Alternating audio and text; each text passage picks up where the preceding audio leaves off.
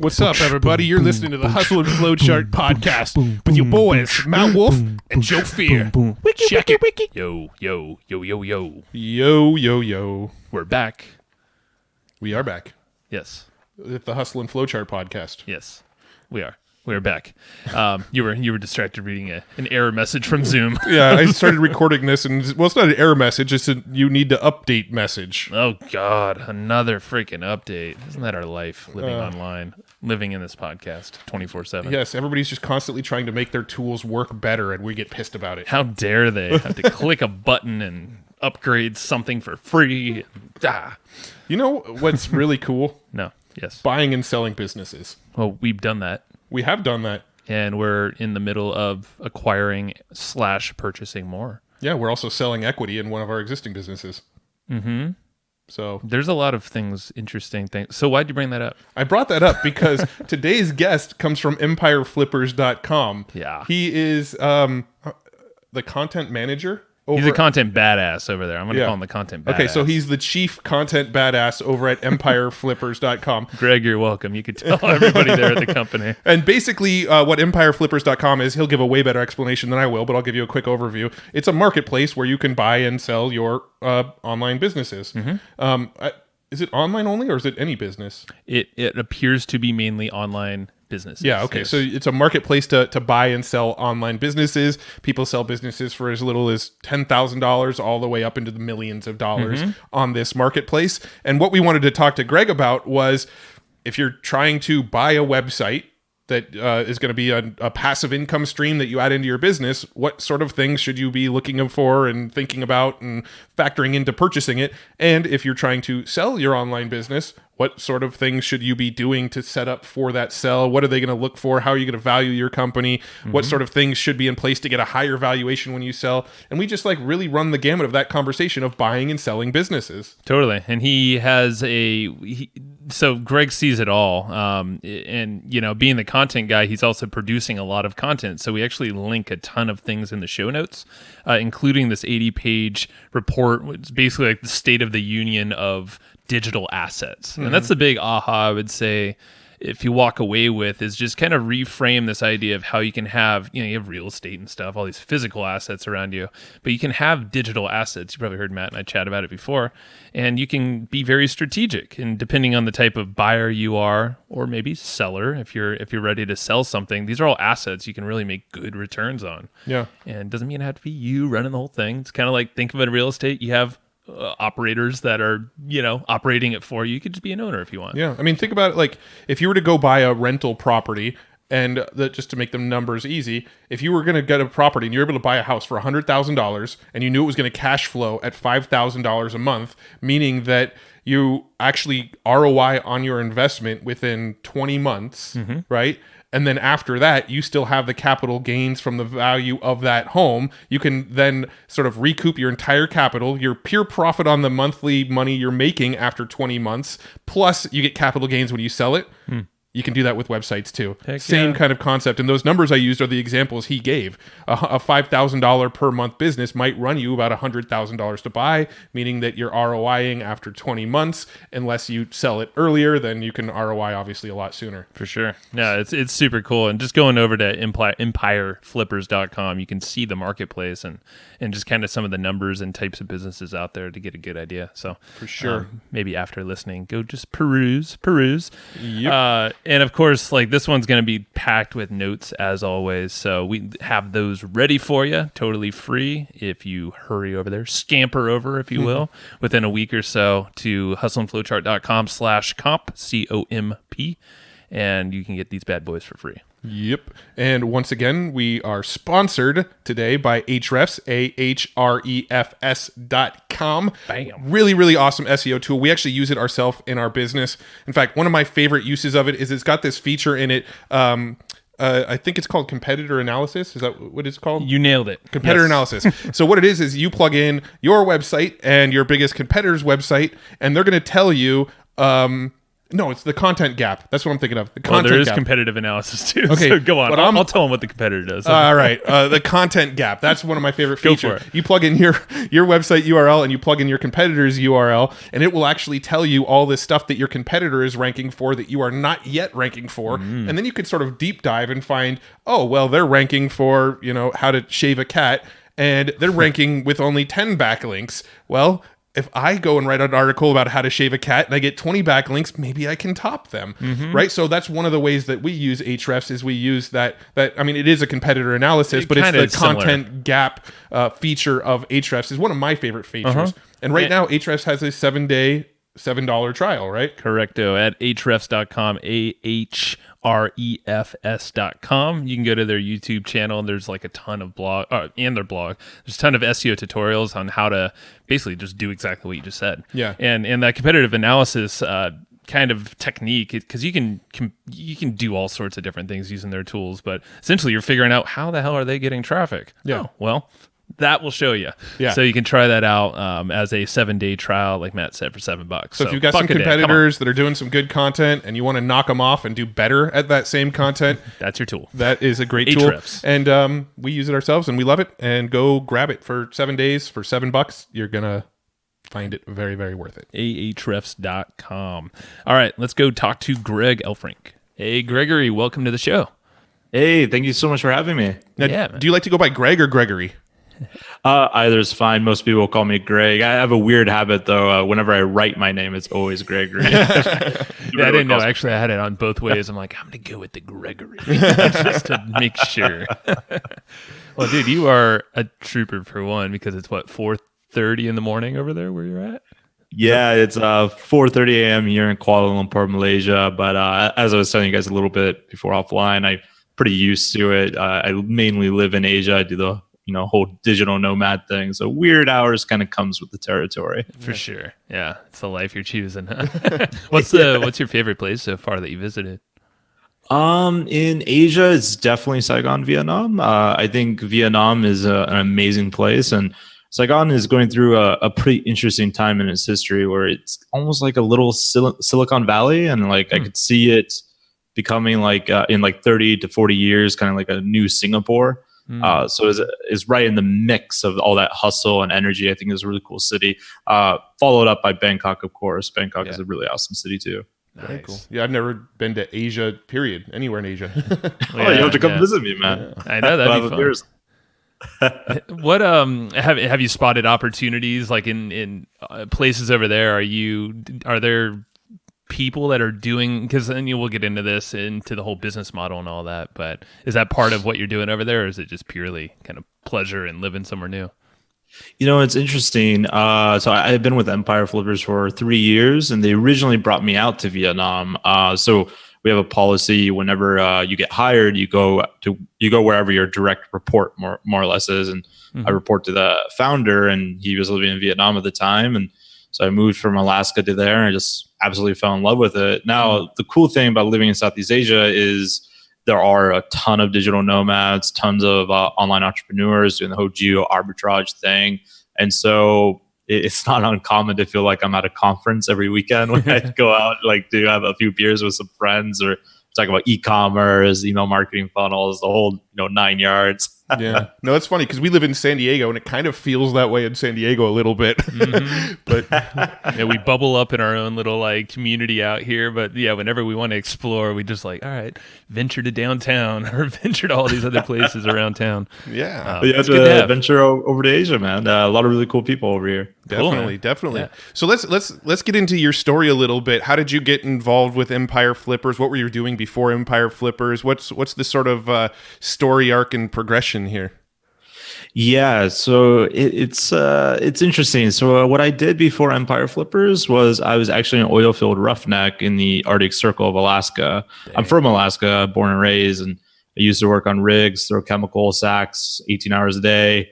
Always was fascinated about the online marketing industry, and started a lot of different projects of my own. But when you're working 18 hours a day, it's kind of hard to get anything off the ground. But I did manage to get a freelance writing business going finally, and that actually mutated into me building out my own affiliate sites, which I was actually going to originally sell on Empire Flippers. But then they sent out an email saying, hey, we're looking for a content marketing pro. And I was like, I'm going to apply. They're never going to contact me. And sure enough, here I am now talking to you in KL as the director of marketing for the company. Dude. Wait, so how did you get into the content stuff, being, doing all the hard work you did in Alaska? How did that be your thing?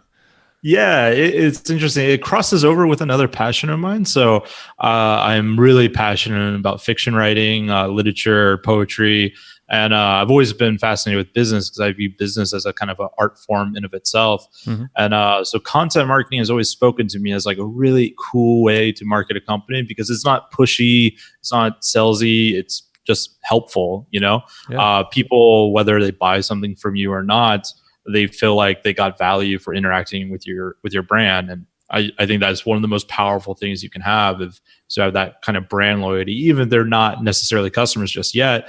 If they know someone that is, they're going to, refer them over to you and refer them to your content and all that good stuff. Yeah, no, it's true. It's the heart of any good business, really, is good content. Yeah, I'm curious. What was the process like getting the role over at Empire Flippers when you when you had the opportunity arise and you sort of reached out and said, hey, I'm interested? Did he fly you over to where did you say he was based out of? Saigon? Yeah, he was in Saigon, Vietnam at the time. Our co-founders are also digital nomads, so they're all over the place. So did you fly out to Saigon and like actually interview with him and do that whole thing, or was it kind of remote? They hired you and then you moved? Yeah, so how it happened, I finished my 12-hour day and I was working in town at that time, and I went on my computer and did a Skype interview with them. And that first interview, it was tough. I was like, there's no way I'm getting this. And it asked some really hard questions. And then sure enough, a week later, I get a second email from him saying like, we want to interview you again. I'm like, oh shit, okay. Yeah. And so I hop on, and this time both founders are on. And Justin, the CMO, he sends me this private Skype message. He's like, hey man, I really like you. Don't donk this up. I'm like, oh Jesus. No pressure. Yeah. So I finished that second interview, and then I think it was like a week and a half later, I get this email that looks like one of those canned emails, like, oh, so sorry, you weren't chosen. But at the end, it was like, just kidding, you're chosen, and we'll give you like a week to make a decision. So I told my boss in the oil field, this is right around 2016, so the crash in oil was just, we were in the midst of that. So my whole industry was panicking, and I told my boss like about my job. He's like, oh, that's great. You've always loved marketing. You've always wanted to do this. So where are you moving to? And I told him Vietnam. He's like, are you sure this is a real thing, Greg? What are you doing? Yeah, he was a great boss. That's cool, man. I mean, and you probably saw like, hey, he has this opportunity to escape the hard work. And I mean, how old were you at the time when you left there? Yeah, I was 27. I'd been in the oil field for about 10 years off and on. Dang. In Alaska, if you don't go to college, it's either military or the oil field. So never been good with discipline. So I went to oil field. There you go. That's cool, man. Cool. Well, let's talk about Empire Flippers real quick. Can you sort of give us the sort of quick elevator pitch of what Empire Flippers even is? Yeah. So what we do, we're an Inc. 5000 company, hit it three years in a row now. I think we'll hit it again this year, knock on wood.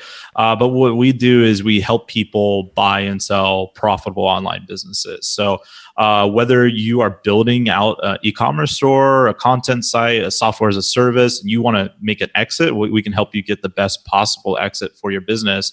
Or if you're more of an investor, a buyer looking to invest into the digital asset space, we can also help you find a business that matches your criteria, even go as far as helping you create that criteria, which is something we do quite often. We sell businesses from anywhere from 20 grand all the way up to multi-million-dollar deals. And over the last 3 years, we've become the largest curated marketplace in the world now for online businesses, which is pretty cool. Dang. Gotcha. So it's like a marketplace where people could go and sort of see what's for sale and kind of browse through the businesses that are available?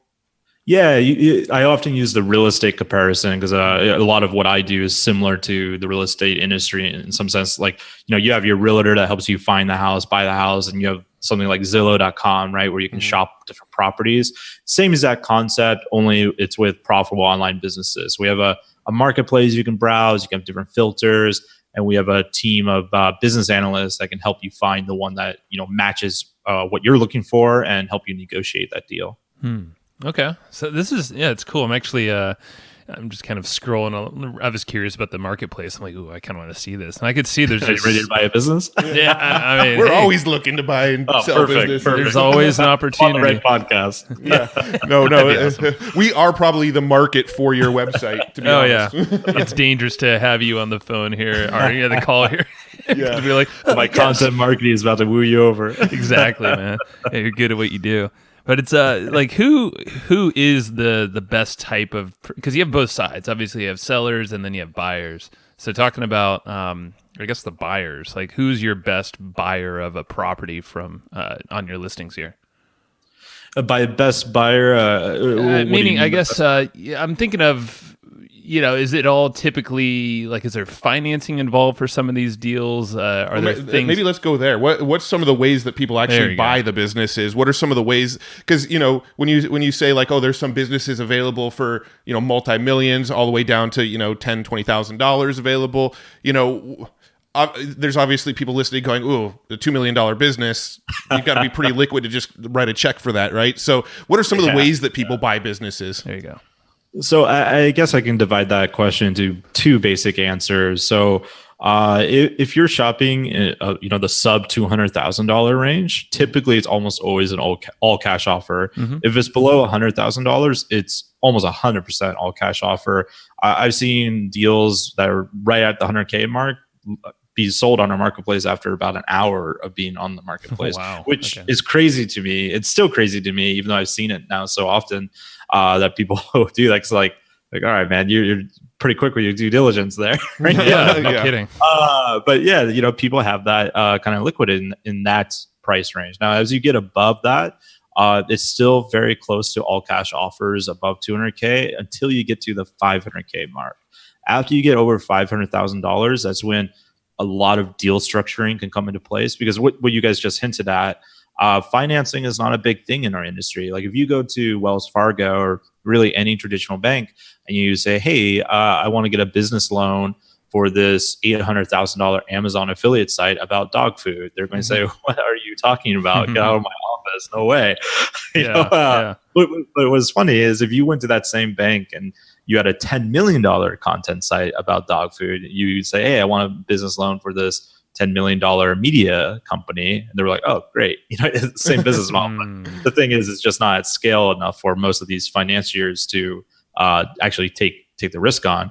So what ends up happening is a mixture of deal structuring where there's earnout, seller finance. Often there's milestones tied to an earnout. I actually have an entire blog post where I break down how deal structuring works. I think that is one of the most powerful tools for buyers. If you master, the art of the deal, if you will, then you're going to put yourself in a much better position. It's just similar in real estate, where the common line is you make your money when you buy. A lot of that same truth applies to this space. And a lot of the more creative financing aspects of real estate, how you would raise money for that, can also be used in the online business space. For example, we've seen people buy e-commerce businesses using HELOCs, home equity lines of credit. Now, I would never suggest you to do that unless you're in a healthy financial situation, obviously. But, if that's the way you want to get the leverage, then that can be a powerful way as well. Some people raise money from multiple investors, like investing clubs, or whether local or global. We have a lot of different funds that do it that way as well. Deal structuring is extremely powerful, but as I said earlier, if your audience is more in the, someone listening out there is like, oh, I have 50K to spend, definitely not 500K though, then I would suggest buying a 50K business for the all cash 50K. And the reason why I say that is if you try to do deal structuring below that $100,000 level, more than likely you're going to miss out on the deal. And it's better to get that deal if it's a good one, if you did your research and all that stuff, than to lose it out to another buyer who was willing to pay all liquid, because that seller always wants all liquid. Right? And I mean that really does directly translate over to real estate, right? It's like somebody who's going to come buy my house and they're like, "Hey, I'll give you, $1 million cash," versus somebody coming to my house saying, "I'll pay $1 million, but it's going to be an FHA loan. There's going to be some approval process. There's a 50-50 chance they're going to approve my loan. Right. Here's 30 contingencies that I have on the house before the money gets released." Right. Which one are you going to pick? Right. So it's kind of the same thing where if you're going to buy a $500,000 business and somebody has cash in hand versus, "Hey, I'll do an earnout," I'd take the cash. Right. Right. Yeah, for sure. We tell sellers all the time, like, sometimes sellers, especially if it's their first time, which it often is, we tell them, like, you should really be flexible on that list price, because there's like two different ways you can go at it, right? If you have a $800,000 business, yes, you can get that $800,000, but that doesn't mean you should deny the guy who's going to give you $700,000 up front versus the guy who's going to give you $800,000 where he pays you like $1 a month for the rest of your life. For the rest of your life, and you'll never see it all. Like, like that's an extreme example, but even at the idea of, say it was that, like, yes, I'll give you that $800,000, but I'm going to do $450 up front and the rest over, say, 12, 14 months. I would still, depending on the situation and the buyers, of course, probably take the haircut on getting the more money up front, because that money is more valuable up front. So we always tell sellers to be flexible on those terms if possible. Sometimes obviously they can't be, but yeah, that makes sense. And I'm thinking, so back to that whole buyer's question, do you see a lot of folks who are kind of just new to whatever industry they're buying that web asset for, or is there, I'm sure there's all sorts of different types, but I would assume some people are rolling them up into maybe a bigger play of something they already have going on? Or is it, do you have a lot of folks that are just kind of like, this is a first business, they're testing out the waters, or they see the opportunity and they know the levers to pull? What kind of buyers are you seeing there? Yeah, so you actually named two different types of our buyers. We have about 6 buyer personas that we really cater our company for, and there is the ones that we call them newbie norms. They're just starting out in the online business world. Maybe they bought a course, they've done some stuff, but nothing significant, but they have some cash to invest. And they're the ones that we really hold their hands a lot of the times. They're the ones that we're building out those criteria calls for, and we're making sure that they understand everything before they buy something, because at the end of the day, like, while we have a fiduciary responsibility to the seller, that's how we get paid. We get paid a commission on the success fee. We want the buyer to win too, right? We don't view it as a zero-sum game. We want the buyer to win, seller to win, and of course us to win from the transaction. So we spend a lot of time educating those people who are just coming into the marketplace. Now, on the other side, we have multi-million-dollar funds. For example, we had one fund that they just bought, I think, around $6 million worth of businesses from us over the last 4 or 5 months. And those guys, what they do, their model is raising money and buying one kind of monetization. So for them is Amazon FBA. That's the thing that they do. And then exactly we roll it up into something bigger. They have economies of scale, so they can order much more products from the factory, greatly reducing their actual COGS, cost of goods sold, and increasing their profit margin sometimes quite wildly because of that economies of scale. And we see that pretty much across most monetization. So if it's a fund, typically they'll be focusing on one monetization, not necessarily one niche. That's a different kind of buyer. Sometimes we get those, but those are more rare. Those are called strategic sallies in our buyer persona. Then they're looking more for a strategic acquisition that lifts all sales versus just dominating one kind of monetization with all their SOPs and systems and so forth. Okay. Gotcha. So what are the other types of personas? I think you said you had 6, and I think I heard 3. Yeah. So another one, it kind of has a evolutionary path. So newbie norm is like the guys just starting off, right? And then we have the do-it-yourself Dave, and usually that's like still, these are all great names. We have a whole infographic if you want to see them. We actually just created a buyer persona quiz too that people can fill out and see and play around with to see which kind of persona they get. But the do-it-yourself Dave guy, he's like a guy who knows a little bit more what's going on, and he wants to roll up his sleeves and really get into the heart of the business. So a do-it-yourself Dave guy might be like, hey, I want to buy that affiliate site that has a Google penalty because I want to get in there and like really mess around with it and fix that penalty. Like that's the thing that they're trying to do, and that's what excites them. And then there's the next evolution. They is typically after do-yourself Dave has done this a few times, they will often become a flipper Fred, which is actually where we get half of our name from. So very similar to real estate. You buy a distressed property, maybe need some repairs, you have some, a fixer upper, and then you invest the money to fix that property, and you flip the property for a much higher value than what you actually bought it for. So we have people that will come in, buy sites from us or e-commerce stores. They'll do a bunch of work over 6 to 10 months, such as like conversion rate optimization. They'll order a bunch of new content because it's an age domain, so they can start ranking on Google much easier. Or they'll optimize the email list, the different email funnels, and they often see some quite significant gains in profit. And while that's nice, they're getting that monthly net profit. Their real business model is at the end of that 8 to 12 months to come back to us and actually sell that business for a much higher price, right? Because even if everything stays the same, like if nothing changes in the business, like they weren't able to make it go bigger, but it's still saying that staying at the same price or the same net profit, then that business is probably going to sell for more just because it has a whole year of extra track record of profitability, right? So that some people, that's their entire business model with us. I've seen the same site sold on our marketplace about 4 times now, which is pretty awesome. I've seen the site great. Most of the time it's grown too, so it's kind of cool to see that. Yeah, no, I think that's like a showing of total success of what you guys are doing and the type of people you're attracting to the marketplace there too. Yeah, it's amazing to watch. But the other 2 types are Portfolio Paul and Investor Ivan's, what we call them. So they're pretty similar. Portfolio Paul is the guy that is typically he's running like 5 to 10 different entities. Typically, again, in the same monetization, and it's all self-funded, like it's all his capital. So probably someone that was the other stages and they got some capital.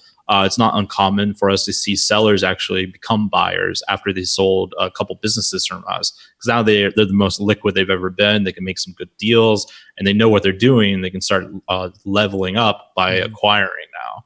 So that's a common transformation. And the final one, Investor Ivan's, exactly what I was describing earlier with those funds. People who go around raising money. They usually have a deal guy that like sources the deals and negotiates and closes the deal. And then they'll have like operations teams as well. So people raising money, deal guy, and then operations team. Got it. Yeah. This is cool because we have a variety of assets ourselves under our business, and then with some partners too. And it is always amazing how many people are out there who are willing to partner up or maybe acquire your business or your asset.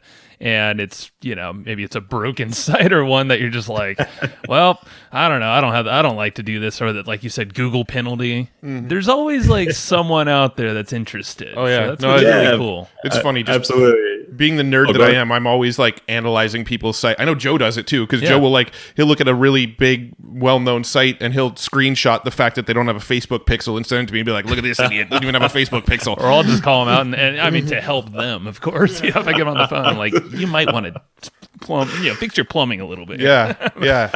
Now, I'm awesome. curious about valuations of companies. What are some of the biggest factors you see that play into the valuation of a company?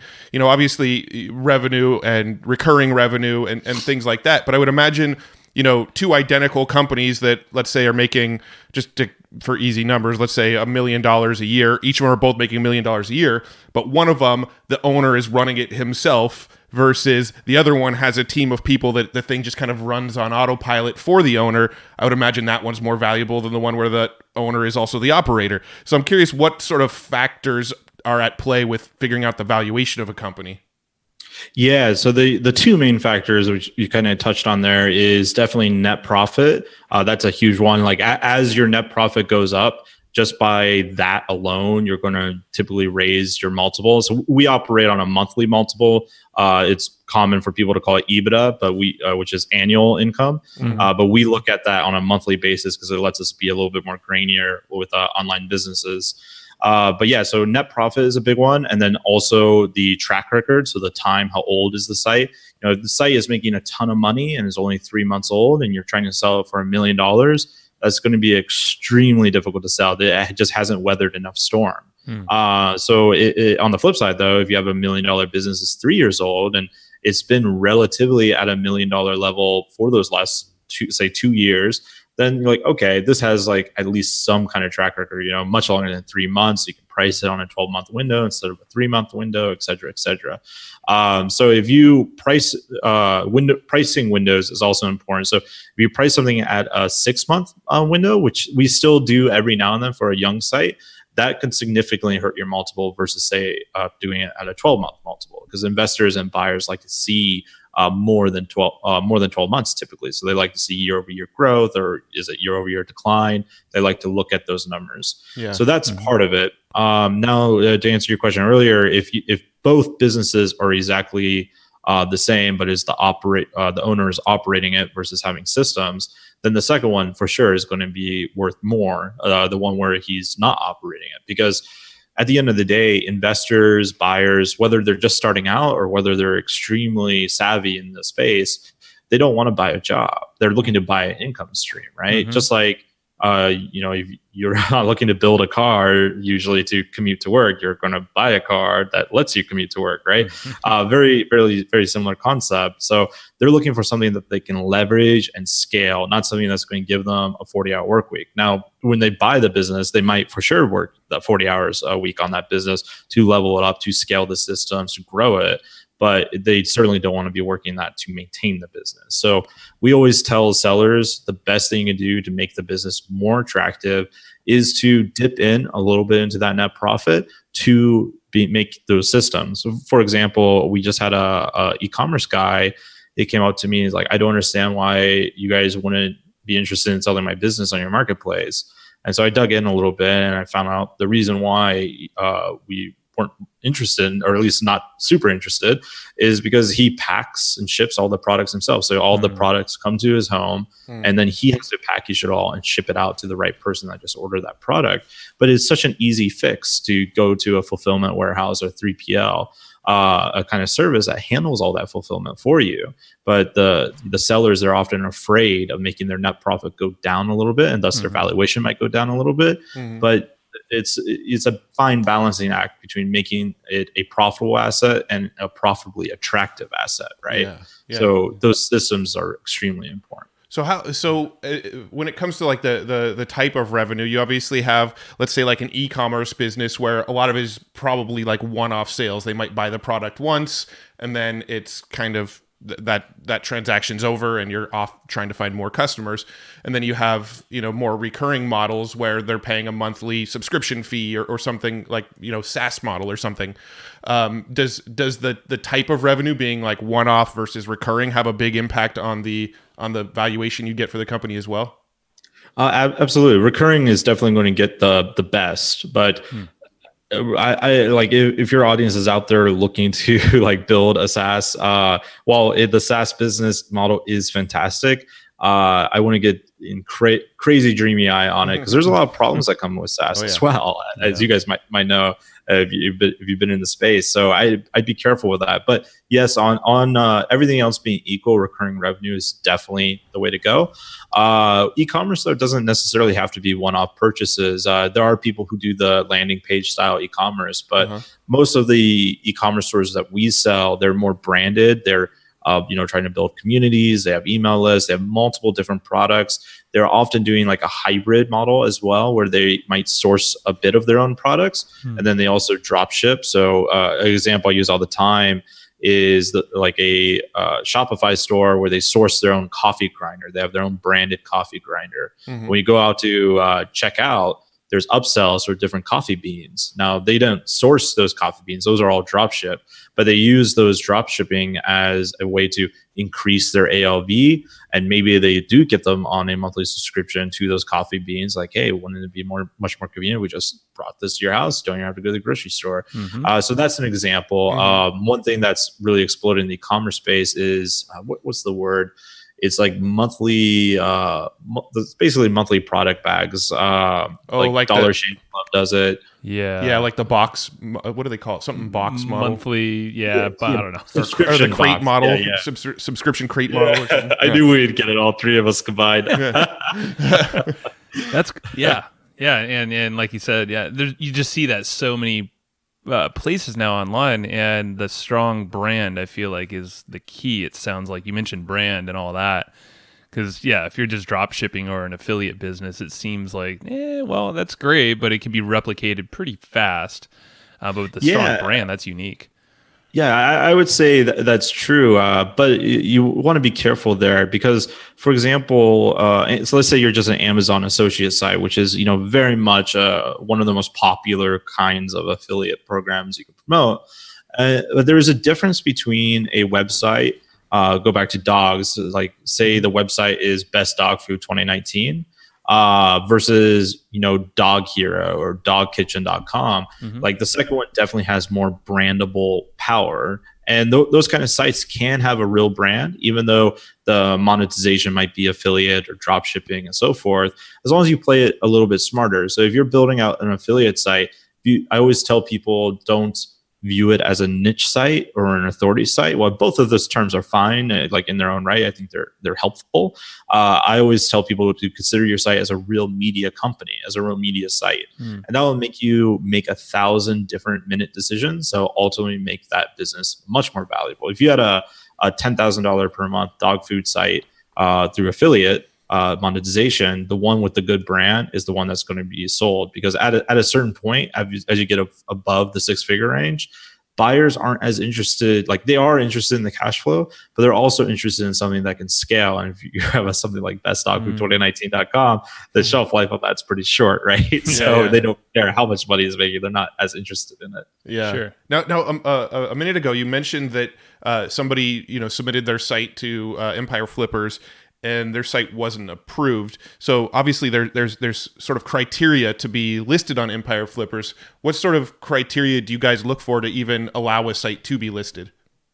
Yeah, that's a great question. So one of the things that is very important to us is to make sure all the businesses are as quality and as legitimate as possible that we can do. In fact, we have an entire vetting team just dedicated to this alone, making sure that everything is fine. There's no scams. There's no something nefarious. And usually, to be honest, it has nothing to do with a seller trying to scam or being nefarious. A lot of times is the solo e-commerce entrepreneur who great at marketing, terrible at accounting, and so we have to help him build his P&L. And he sometimes realizes at the end, we're like, oh shit, I'm not making as much money as I thought I was. Yeah. No fault of his own.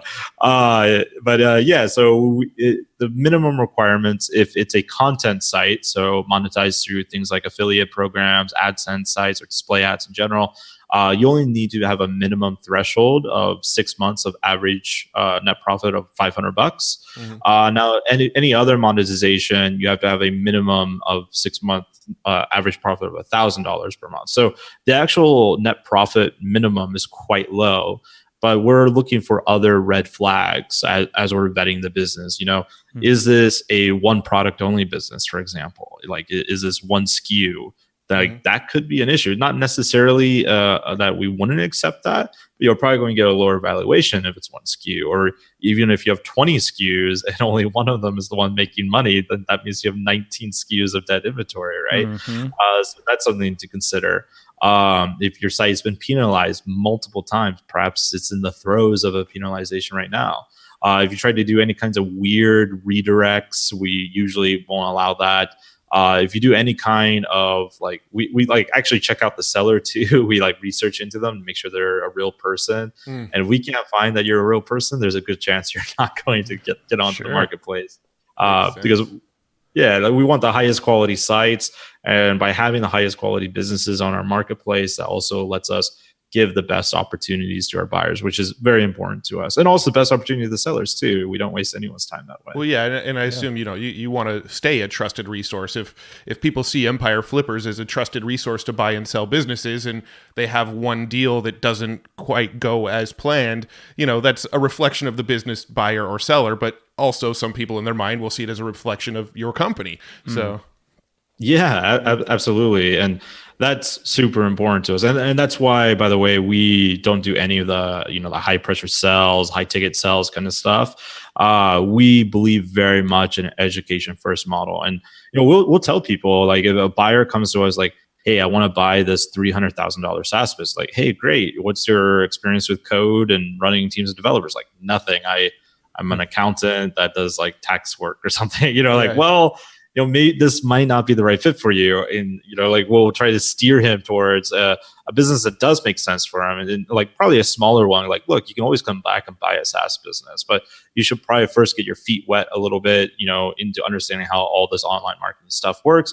Maybe even hire a development team to help you with something small on a content site or something like that. Of course, if that person's dead set, like, no, I want that $300,000 SaaS business, like, all right, well, we try to guide you, but we can't stop you from buying it either. Yeah. Offer.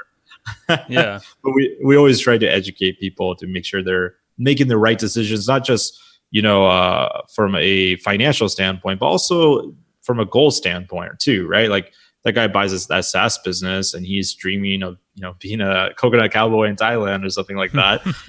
He might have a rude awakening when he realizes he's constantly on calls, on meetings, developing partnerships, collaborations, all that kind of stuff. So there's other stuff outside of just the financial incentive too, that we want to make sure the business matches for the buyer. Yeah. No, we sort of have a philosophy in our business now. It didn't start like this, but we have a philosophy in our business of never starting anything from scratch. Right. If we have an idea for a business, we're either going to go and acquire it or partner with somebody who's already started it.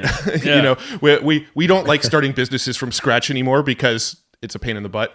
It is. I agree.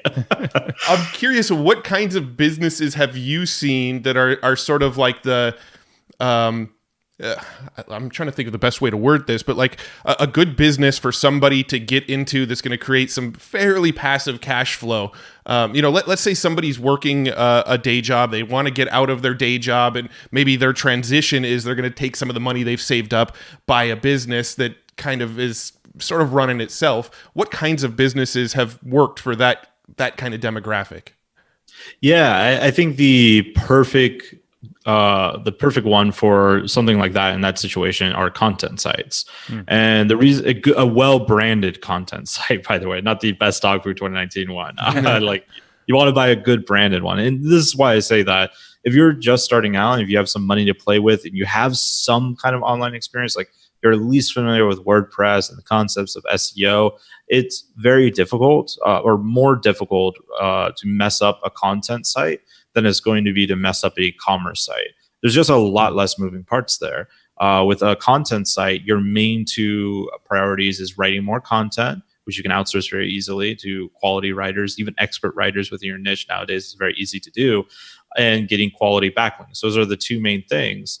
But if you don't do anything, like say you buy a $100,000 Amazon associate site, it's making about $4 or $5 a month net profit, and you don't do anything because you're busy at work, and handling your family and all that stuff, that business is still making money. You don't have to handle any customer service. You don't have to monitor any paid traffic because typically all the traffic comes through SEO or Pinterest organic.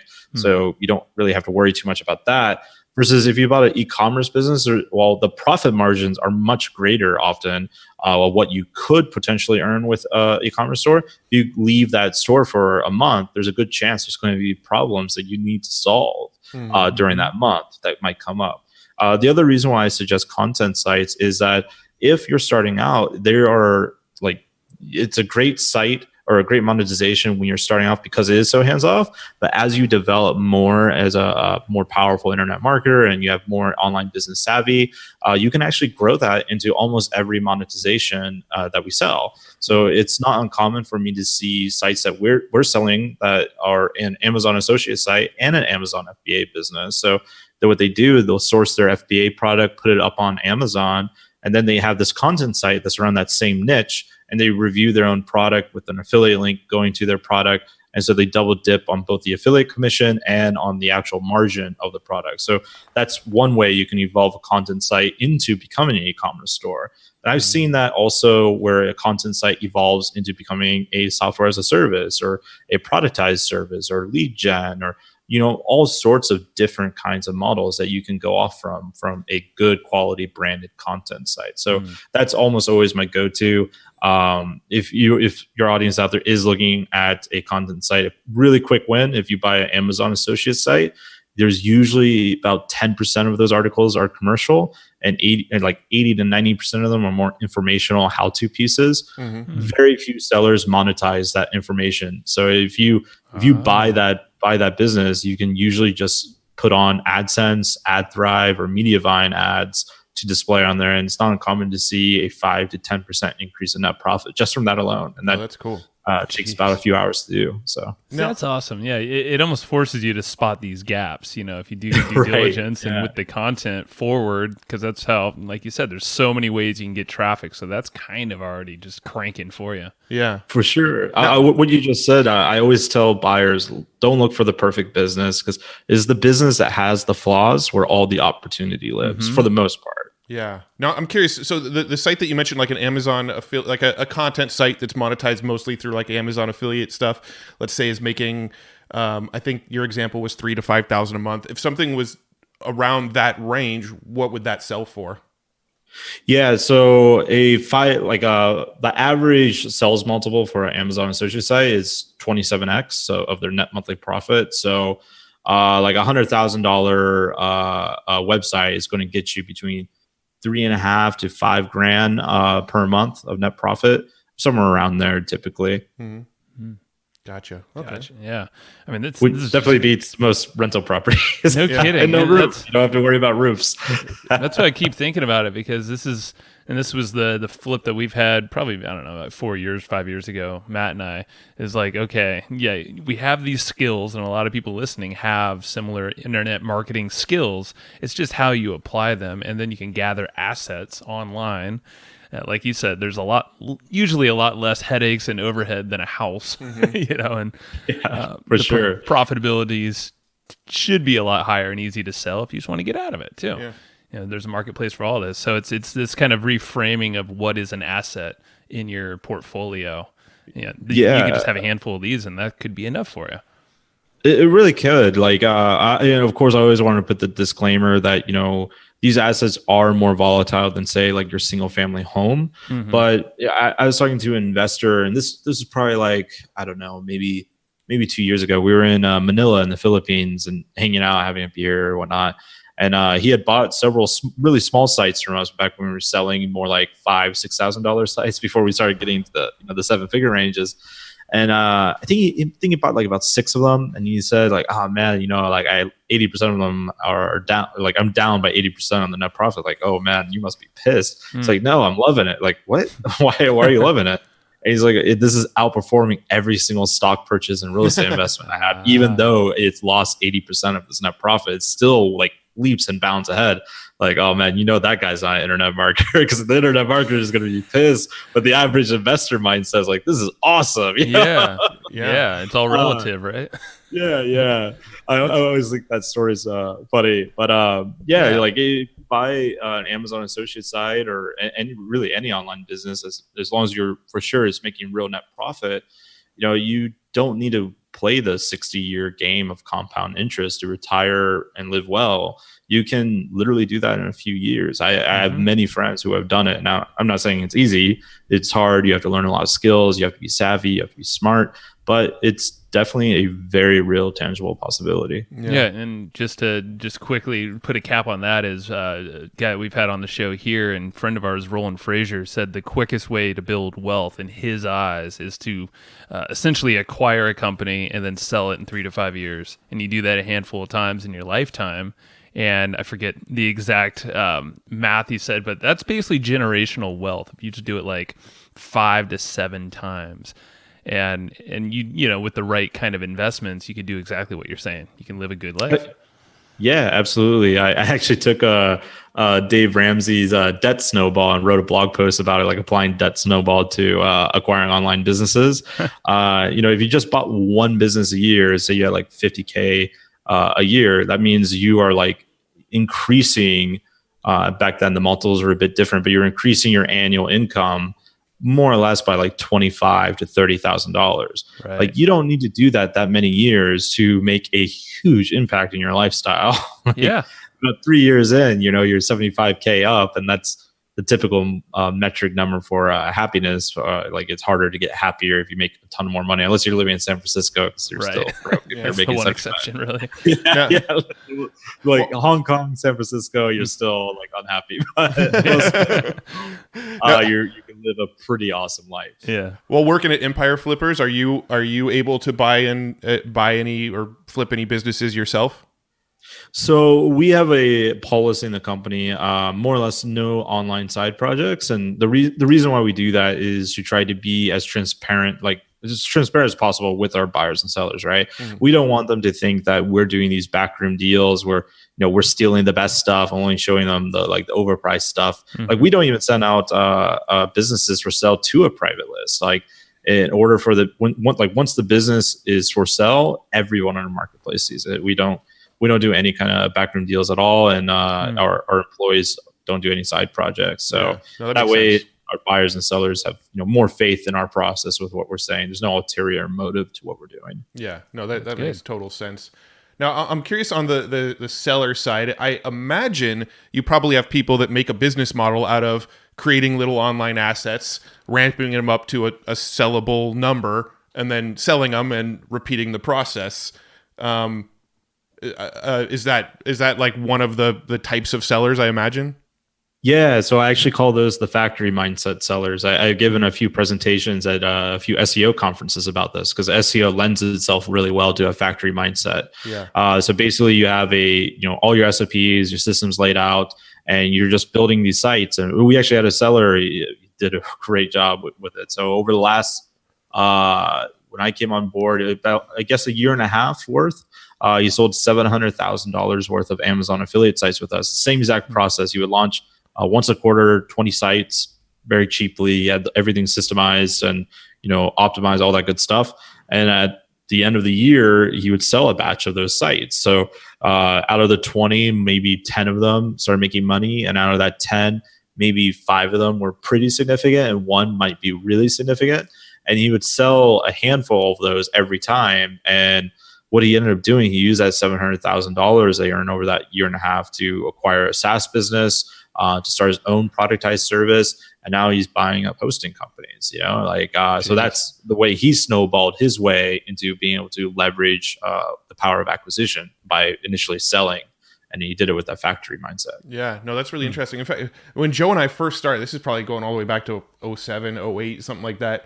We actually started one of our online business side hustles was actually creating and flipping websites. But I mean, not the types of numbers you're talking about. I mean, we would invest like $50 into the thing and then sell the whole thing for $500. And then we would do like 2 of those a week, just kind of like real quick churn and burn kind of sites. It's almost like a way to just test a lot of the stuff that we were learning in internet marketing and applying it here and putting it on the market to sell, and it worked out. We did that probably a good 10, 15 times or so. That was our emergency strategy. Like, oh shit, we need some cash flow. What can we do? Boom, let's crank out a site real quick. And we sold it on a competitor's website, which I won't name, but I'm sure you're familiar with them. The name that must not be named. Yeah, I'm sure you're familiar with the website. But we used to do that, and it was great. But it wasn't super scalable for us, right? Yeah. And also, who knows if any of the sites that we ever sold are still making money. So there's sort of a, an ethical thing that we didn't really want to keep doing that sort of thing, right. Knowing like, okay, we churned out this site really, really quick. But I imagine there's people out there that will go and they'll invest, 6 months into making something really great and then flip it and then do that again. With that in mind, what kinds of sites have you seen work well for like, the people that sort of build and sell sites? Yeah. First of all, Empire Flippers, by the way, just a quick aside, we actually started off the same way. We were originally an outsourcing company and lost our main client back in like 2010 or something like that. And So we were building out little AdSense sites, also selling on the competitor that shall not be named. But that's how we blogged about it. And that's how we built up our audience and eventually turned into our own marketplace because we realized, oh man, our audience makes way better businesses than we do. Well, yeah, and you have a much higher quality products listed as well. Right? So. Yeah. But yeah. So back to your question. So could you rephrase the question a little bit?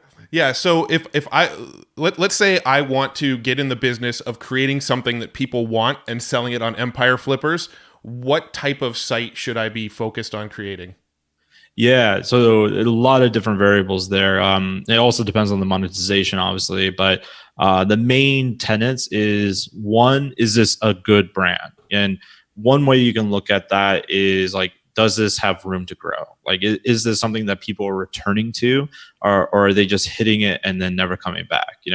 A lot of people make a crazy amount of money sending paid traffic to a landing page and selling one product, and that person who buys that product never comes back to buy from that marketer again because it's a churn and burn model. He's not building anything real. So you want to build out that brand. You can still have landing pages, of course. I recommend them; they're very effective. But that doesn't mean you have to sacrifice on building a good brand. The other thing to think about too is this something that is plug and play? I have a few friends that are insanely good with paid traffic and just internet marketing in general. They know everything to the down to the minute. They're doing day parting advertising, all sorts of crazy, powerful marketing strategies. And well, that's really good. If you're going to sell that business to an investor or to a savvy buyer who is very intelligent themselves, that's just not as attractive to them as something that is more simply laid out. So is your business brandable? Is it scalable? And does it have a good, clear system of how it works? Or does it rely on tricks and single landing pages? If it's the latter, that's going to be a much tougher sell. Yeah. Now, if a company, let's say a website is very reliant on something like Facebook ads, but the company outsourced the advertising to an ad agency, is that something that is something somebody would want, or would they prefer to see it like mostly organic traffic driving sales? Yeah, we sell sites all the time that are predominantly Facebook ads. It's something you see very commonly in the e-commerce space, right? My earlier example was like what my friends who are really good at it were doing is so insanely complicated that it scares away the buyer, right? Gotcha. Yeah. If you have an e-commerce store and you have a Facebook ad agency that's running 100% of your ads, like I consider that smart. Like you are leveraging a specialized resource that like you, as long as you know enough that you could delegate properly, that when they give you the reports, you know what they're talking about. You don't necessarily need to know the platform, right? And that's the real power of being the entrepreneur. It's just like I think Henry Ford said it in like I have a button that I can use on my desk to figure out anything I need to know in the world because that button just calls like experts, right? So hiring a Facebook ad agency, I actually think is pretty smart. In fact, funds, people were raising capital. What they'll tend to do, and even the portfolio Paul kind of guys, what they'll tend to do is they'll build out a core team that is working throughout a bunch of different of their brands. That's almost like an internal marketing agency, right? So they built out all their processes as an internal marketing agency. And when they go to sell one of their brand properties, what they'll do is they'll hire replacements for the team that is working on that brand and get them up to speed. And then those replacements will go off with the new buyer. Gotcha. Yeah, and we've chatted with multiple kind of more portfolio Paul type people who are owner operators, where their job essentially turns into exactly what you said, looking at the metrics, making informed decisions, and then delegating to their team, other people who are really good at whatever needs to get done. And yeah, if you have that portfolio investor, actually those are two different people, but portfolio mindset, they're similar, yeah, similar folks. That's a way to structure it, and we have some good episodes on this podcast about that too. Yeah. So I think delegation is probably one of the most powerful, wealth generating skills. It's a tough one to master because it's such a soft skill, but it's extremely powerful if you do master it. Yeah. Now, earlier, I think you mentioned this before we hit record, but you mentioned something about your state of the industry report and sort of what industries and types of businesses are working real well. Can you kind of give us the rundown of what that is and how people can go get it? Yeah, for sure. So this was a labor of love. It's 80 pages long, so a lot of effort went into it. Basically, what we did is we looked at all of our sales data over the last 2 years and analyzed about pretty close to 500 businesses that we sold between 2017 and 2018. And we created why it's called the state of the industry. It's the state of the buying and selling industry as a whole. And you get to see different kinds of businesses, how many we sold, the average sales multiple, average days on market, and the things that make this very unique. So in our industry, in the brokering space, there's a few other reports out there that people create, and there's a few one-man brokers. They try to like pull some data and talk about it, analyze it or whatever. But the problem is when they do that, it's one, usually not their data, so they don't own it. And two, because they don't own the data, they have to scrape all these other broker websites. So really their reports are based off of just listing price, and listing prices can vary tremendously. Like after being in this industry for 3 years, I know a lot of brokers that will try to do, like we don't do this because we think it's a waste of time personally, but a lot of brokers, what they'll do is they'll entice the seller in by promising them this huge multiple, like, oh, you're going to have this crazy list price, so come with me, sign this exclusivity agreement, and then they're in, and 4 months in, no one's buying the business because it's way overpriced. They're like, well, you got to be realistic, you got to sell for much less. But those other industry reports that are scraping those listing prices, they never get that story because they only can see list price because they don't own the whole data. So we were able to do something that other brokers can't because we sell the most businesses out of anyone now. We actually won the International Business Brokers Association Award for it, for top global producer and top deal maker, which that was a funny story actually. Because most of these brokers are offline brick and mortar business owners. So when we had to submit how many businesses we sold for the year, we're like, yeah, we sold 400 businesses. We're like, are you joking? Like, what are you talking about? 400 businesses? And you're in Vietnam, Malaysia, or wherever. So they did have a bulk form to upload all the businesses. We had to like fill out each form like individually. So me and my buddy in the marketing team were like, God damn it. Like, this sucks. But yeah, we ended up winning like 4 of their awards for it. So we actually have enough data to do something like this, which is cool. It puts us in an interesting position. So if your audience would love to check it out, you can just go to empireflippers.com/industry report. You can download it from there. But yeah, we do a pretty in-depth analysis. We also debunk a lot of common myths and talk about the future, where we see the industry going. Cool. Yeah, I might have it open right now, and I'm looking at it, and this thing is like a Bible of email marketing automation. Dude, this is no joke. This is very in depth, and we will link it up in the show notes too, just to make it easy to find. So definitely, everybody go grab that. So this is sort of a 2-part, very very loaded question. Oh, I can't wait. Double loaded. Wow. Yeah, double loaded question. Double barrel. So, what would your best advice be for somebody trying to buy a business, and what would your best advice be for somebody trying to sell a business? Like if somebody just came to you, let's say you're at your barber or something, getting a haircut, and he was just to say, oh, I've been thinking about buying a business. What piece of advice would you give me? Both on the buying and selling end. So I will start with the selling end. If I was a seller looking to sell a business, I was say 12 months out, I think that's a reasonable time to start making serious changes to a business. So I would start looking at what are my expenses, what am I spending stupid money on.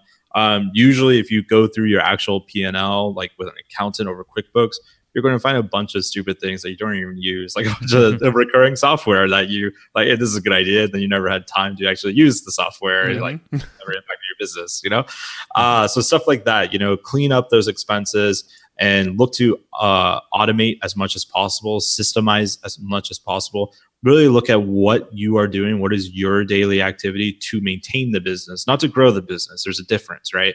You're just looking at what do you have to do to maintain the business as is right now, because that's what you want to sell to the buyer down the road. If you can maintain an e-commerce business doing 15K net profit per month at 10, 12 hours a week, then that's a pretty good sell. That's a good thing. But you're probably not working 10 to 12 hours per week right now. You're probably working 40 to 80 hours a week, maybe even super stressed out because there's tariffs coming down the line or some other like scaremongering kind of stuff. So you really take a hard, honest look at what you are actually doing. And when you distill that down to a few items, a few activities, ask yourself, how can I either hire this out or how can I source it out? And yes, you're going to take a hit on the net profit, which will affect your multiple a little bit or your ultimate valuation a little bit, but you will make the business much more attractive. And it probably is not going to affect your multiple enough to even matter, but that adding that layer of attractiveness will make buyers much more interested in buying from you. If you can make it as plug and play as possible, that's the best. I want to add another question before you flip to the other question. So with that, let's say I submitted like a profit and loss to you guys. Are you gonna, let's say there's things on there like our cell phone bill and our hosting and things that they're probably already incurring in their own business. Would those be factored in, or would that be? Would they look at that as a cost that they're also incurring?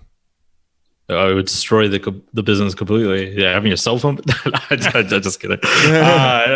So what we would do there, I mean, that's pretty common, right? Like as business owners, like we put our car underneath our business license or our business income expenses.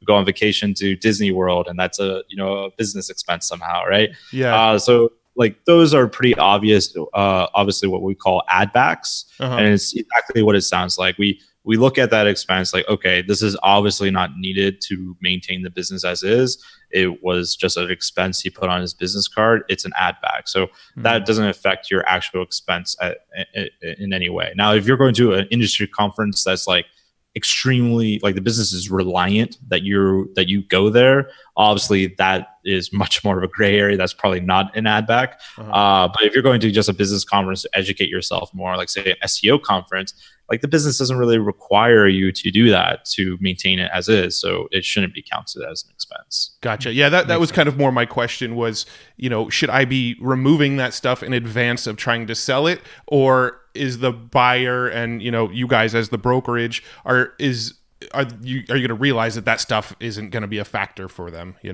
Yeah, it's not a factor for us. And honestly, if you're looking to sell, like I wouldn't be too concerned about removing that from your P&L, because what we do, even if you have a very clean P&L, we rebuild the P&L because it's easier for us to see mistakes by rebuilding it than it is to see your P&L just looking pretty and everything. So we run the numbers as well on our side with our vetting team, and that's a big reason why we help so many e-commerce entrepreneurs, especially because they're the ones who tend to have more issues with P&Ls. It's more complicated to build those P&Ls to help them out. But yeah, we see stuff like that all the time. It's not a big deal.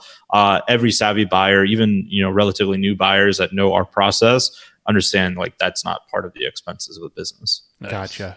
And then, so what would your advice be for somebody trying to buy a website? Yeah. So if I was giving advice to someone to buy a business, I would do a few things first. So I would create what I call a criteria. And we help people do this all the time. So we ask them, what are you looking for? Like most people are like, oh, I want to make $1 million. Like, great. So does everyone. But like, what are you really looking for? Like what would make your life better? Like, maybe 5K, 10K per month. Like, okay, we narrowed it down to a more reasonable number. And then we ask them, like, why do you want to do that? Like, what's your goal? Because it has to be more than just the incentive. And like I said earlier, it might be you want to go live on the beach somewhere and not really do much. Like you want to work that more like the 4-hour work life, 4-hour work week. Or you might be the kind of person that like, no, I want something I could really sink my teeth in. I'm willing to put in like 50 hours a week to grow this thing into a crazy business. Those two buyers, they have two very different criteria, even though both of them might start at the 5 to 10K per month range, right? So that's the first thing. Understand what your goals actually are, both what the cash flow you want and why you want that cash flow. What are you going to do with that cash flow? How does it improve your actual life?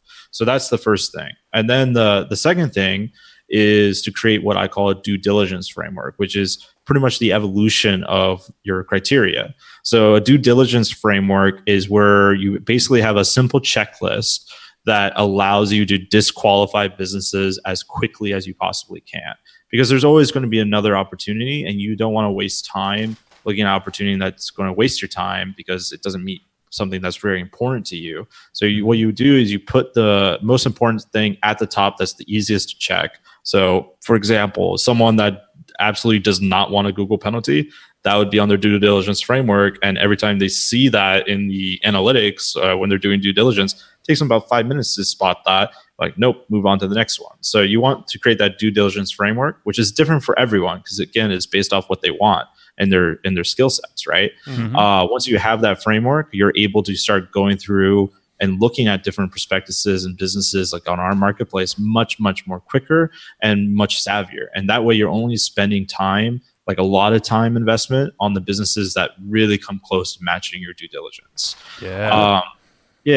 Then the third thing I would say is, which is almost counterintuitive with what I just said, but don't be too strict on what you want. So we get people sometimes who are like, oh, I want a e-commerce store that only sells horseshoes that have clover leaf designs on them.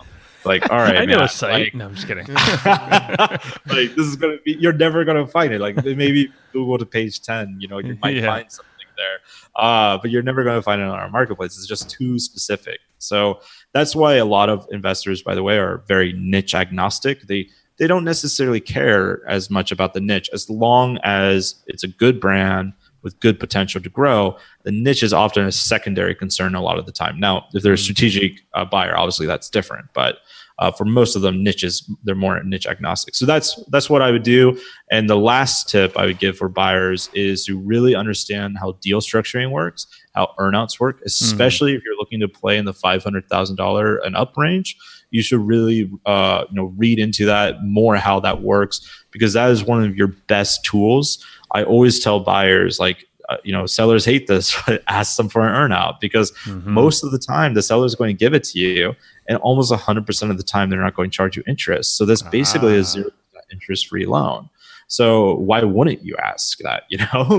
We actually have buyers that do just that. Like, they have plenty of liquid to buy the business outright, but they get that 0% interest loan, and now they have all this working capital because they didn't end up spending all their money to grow the business, right? And no interest. And now, by the way, on the flip side, if you're the seller, I always tell you should charge interest because why wouldn't you? You're taking a risk, right? So I mean, that's the importance of all this stuff, is that you gotta know what you're doing, and deal structure is huge, and all these other things. So just to wrap it up here really quick, because you mentioned a lot of blog posts, can you maybe you could send those to us, because I've been kind of perusing the website as we've been talking. I'm like, oh my God, you guys have so much good content that's relevant.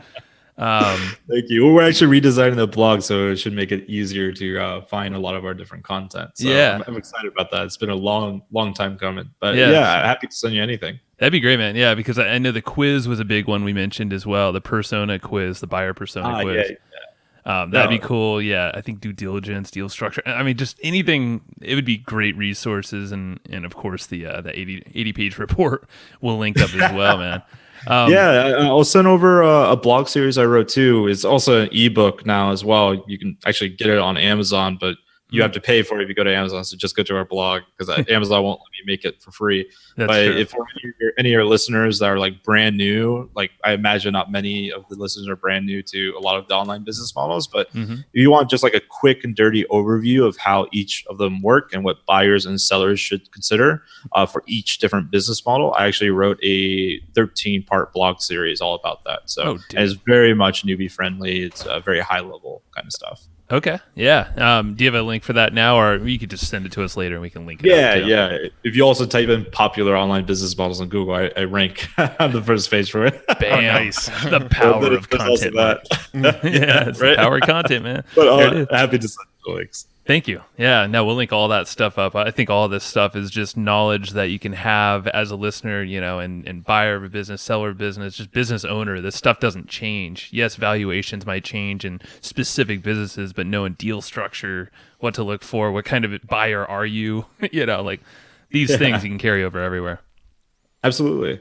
That's awesome, Greg. Cool. Well, we always ask at the end too is, and if you have one, awesome. Maybe if there's a company one as well, but like a great book that you just find yourself or maybe the folks in your company recommending, something that just like turned on the light bulb. And you're just like, you got to read this thing.